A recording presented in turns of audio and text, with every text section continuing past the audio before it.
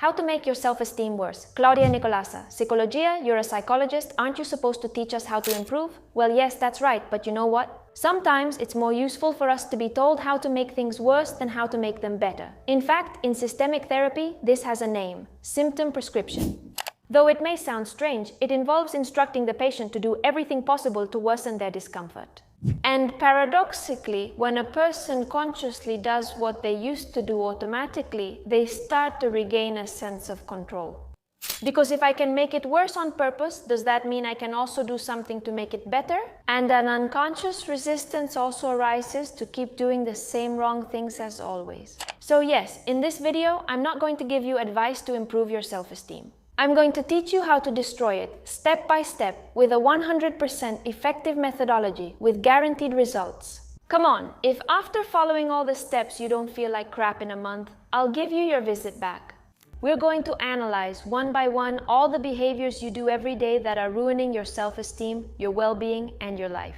And before that, let me tell you that next Sunday, June 14th at 7 in the evening, I will give an open and free in-depth conference on self-esteem.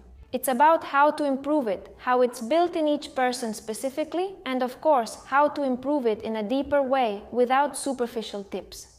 As always, you have the link in the comments, and I'll also leave the QR code here so you can scan it.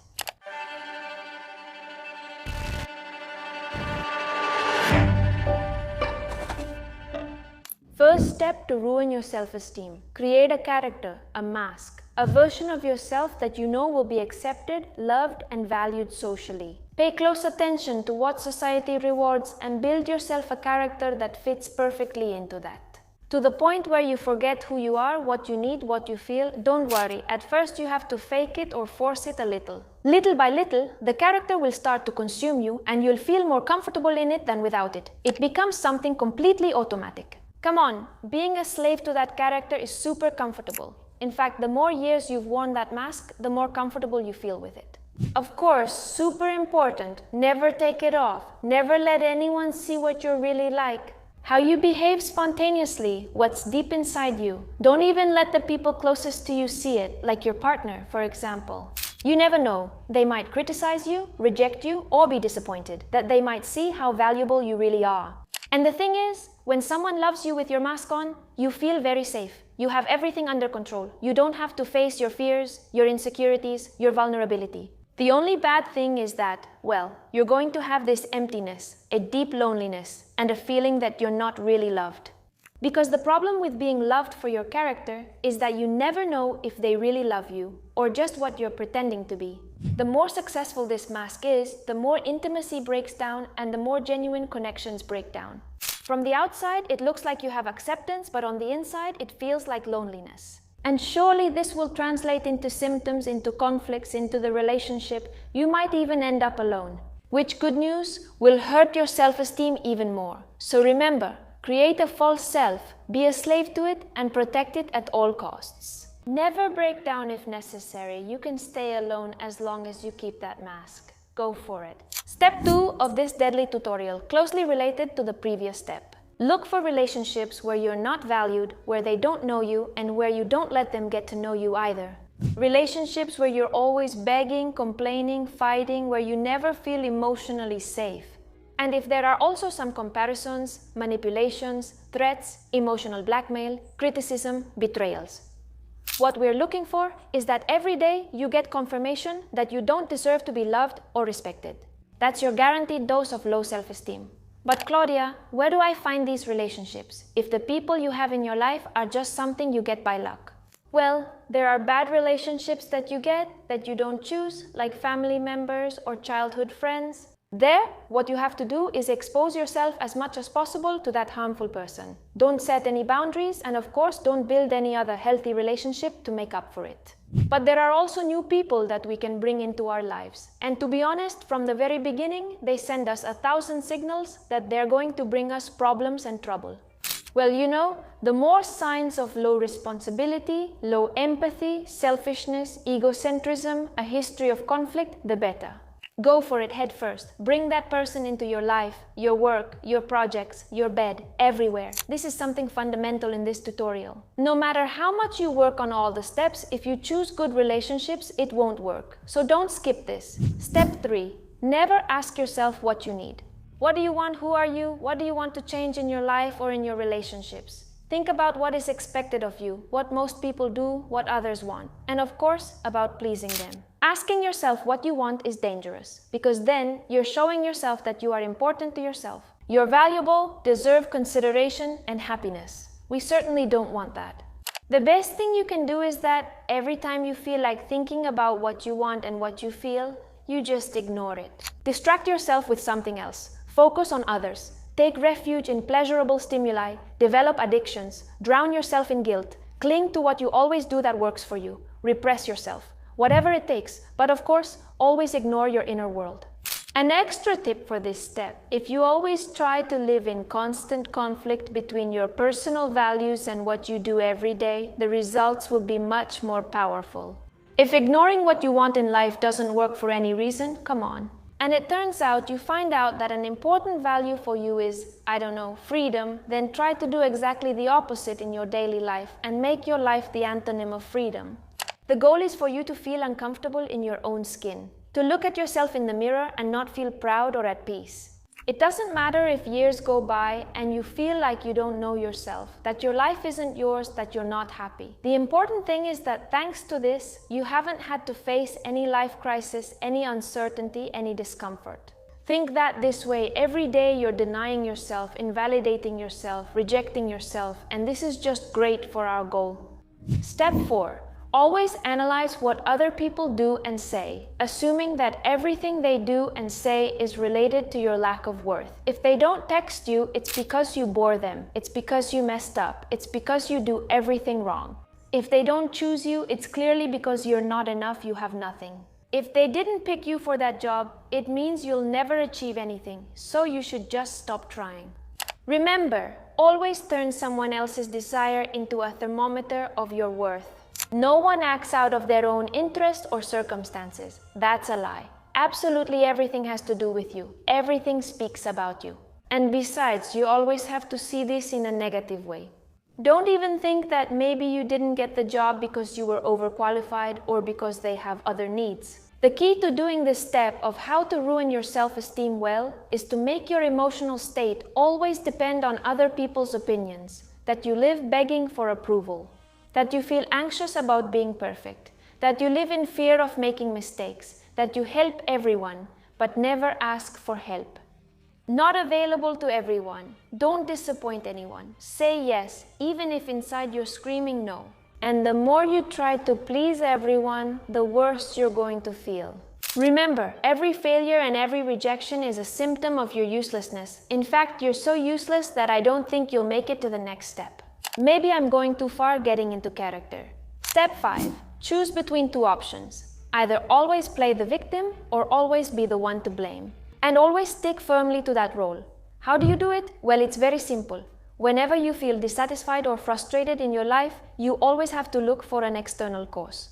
The world is unfair to you. People are out to get you. Others have it easier than you. The other person is selfish. The idea is that by never being self-critical and by never taking responsibility for anything that happens to you, well, you will always stay stuck in the same mistakes and sources of dissatisfaction.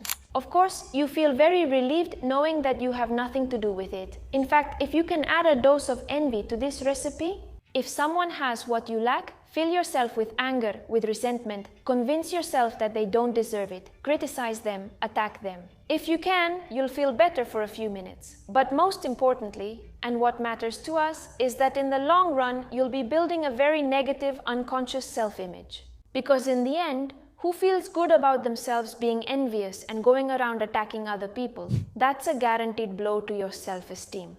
So now you know, write it down in your planner. Attacking others instead of looking at yourself is an excellent way to stay right where you are. But hey, if playing the victim and always shifting the blame isn't really your style, don't worry, because this tutorial includes two options. You can always be the eternal victim, or you can also always be the eternal culprit. If you choose to be the culprit, of course, do the exact opposite of what I just told you. Everything that goes wrong in your life is your fault. Everything you lack is because you don't try hard enough. Everything depends on you. If you really wanted to, you could. And if you haven't been able to, beat yourself up about it. In one option, we externalize everything that happens in your life, and in the other, we internalize everything. But please don't even think about positioning yourself somewhere in the middle and putting things into perspective. The important thing is that you never take an adult approach, that you never reflect on what part depends on you, what part depends on the other person, what part is about the context, and what part is simply a part of life. Here, we're looking for extremes so that your entire self-image is completely devalued. Hey, you're doing great. I see you're following everything. Perfect. Let's move on to the next step. This is step 6. Life is a competition. Are there only winners or losers? Always show that you're fine, that you're strong, that you don't have problems, that you don't have flaws or needs. Listen to me. Never even think about showing the slightest flaw or sign of vulnerability. People are bad. They only interact to take advantage of others. They're always watching for the slightest mistake so they can take advantage of you and crush you. So my advice is to always hide your weak points. Never open up emotionally, just in case. Revealing how you feel, asking for help, or seeking emotional support puts you at a disadvantage with the other person. So compare yourself and compete constantly with everyone. Turn everything into a competition. Don't look at your own progress, your results, or your personal situation. Always look at the person ahead so you can step on them. And always look at the person behind so you can brag and feel superior. Did your friend get a better job than you? Bad. Is your ex worse off than you? Great. When you see that you beat someone at anything, even if it's absurd and that competition only happens in your head, you'll notice you get a rush of dopamine. In the long run, you'll feel increasingly insecure, lacking intrinsic self-worth, and with a self-image that constantly shifts based on circumstances, leading to psychological chaos and toxic relationships. But that's the goal, right? Step 7. If you have any goal, there's something you want to improve at, or something you're excited about, and oh no, you see that to achieve it, you have to face some kind of discomfort, the best option is always to give up. Giving up what you want to stay calm and safe is always the best option. Because remember, you're someone who's incapable, you're not enough, anything can get the best of you. So the best option, at the slightest sign, is for you to give up and stay in the safety and certainty that you're not good enough for it. Want to join your friends at the beach but feel anxious about undressing? It's easier to make an excuse and stay home watching their stories and seeing how much fun they're having. Have you met someone you really like but you're very afraid they'll reject you? Well, if you're not 100% sure they want something serious with you, it's better not to even try. Avoid the embarrassment of worrying about others' opinions. Thinking about Erasmus but afraid to travel? You already know your answer. The goal is for your world to become smaller and smaller, for you to feel more and more limited and lacking in resources until you reach the point where you don't even try, you don't even consider the option, and you don't even remember what things used to excite you. Cancel yourself out by always choosing the easiest and most comfortable option. Avoid, postpone, open social media, text someone you shouldn't text, eat what doesn't make you feel good, seek approval, go back to where you know you'll get hurt. The key is to always think about your short-term pleasure. Don't think too much about how those decisions will affect you in the long run or how they'll affect your self-image. A very useful tip to excel at this step is to assign yourself a series of labels that make you feel bad about yourself and that limit you, and always repeat them to yourself. I'm just not consistent, I'm just not good at this, I'm just clumsy, I'm just shy, I'm just lazy, things just don't go well for me. In love, the important thing is that you always treat them as absolute truths, not as patterns that, just as you have learned them, you can also unlearn. Just like when someone promises you something and then breaks their promise, you stop trusting them and you have a worse image of that person. The idea is that you break all your own hopes, all your promises, all your resolutions and goals. Let yourself down, betray yourself, neglect yourself, and you'll see how you'll start to feel that you can't trust yourself and that you're not good company for yourself. Step 8. Neglect everything around you because that's a reflection of how little you're worth. Are you underpaid at work or unfairly exploited? It doesn't matter. Don't complain. You don't deserve more. Why would they pay you more? Is your house messy? Is your clothing full of stains and holes? Who cares? It's not like you're some emperor living in a palace. Don't exercise, don't eat well, don't go to the doctor if you feel unwell, and of course don't pay for therapy because what a waste of money. Why would you invest time and attention in taking care of yourself? There are other things that are much more important than anything that has to do with you. The environment you live in, your habits, and the attention you give yourself constantly tell you about yourself. So make sure that everything you do throughout the day sends you the implicit message that you don't matter to yourself at all. Your mind is very clever. It observes what you do, and with that information, every day it adds bricks to the construction of your self-esteem. So give it really ugly and rotten bricks. And stepping out of sarcasm and this humorous point, what I just said is actually very important. Self-esteem is not something you either have or don't have. It's not something that some people are given as a divine gift and others are punished by not having. It's not something individual, it's something that, yes, has been built largely during your early years of life and your first relational experiences. But every day, without realizing it, you do things that contribute to the direction in which your self-esteem continues to be built.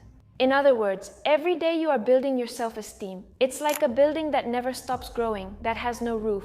And even though the first floors may have been built however they could, believe me, nowadays you have a lot of room for action, both through your habits, how you treat yourself, and honestly, above all, through how and with whom you connect. So we're going to talk about this in the open conference next Sunday. Sign up using the link in the comments or with this QR code. I hope the sarcasm in this video was clear, given how the internet can be. And sometimes there are people who take things way too literally, even the most obvious and exaggerated forms of sarcasm. But well, if some poor soul actually follows this tutorial, then let us know the results. That way, at least we'll have an experimental study. Anyway, I hope you enjoyed this video, that it made you think, that it made a few things click for you. Let me know in the comments which of these steps you do daily without realizing it. See you at the conference next week. Bye.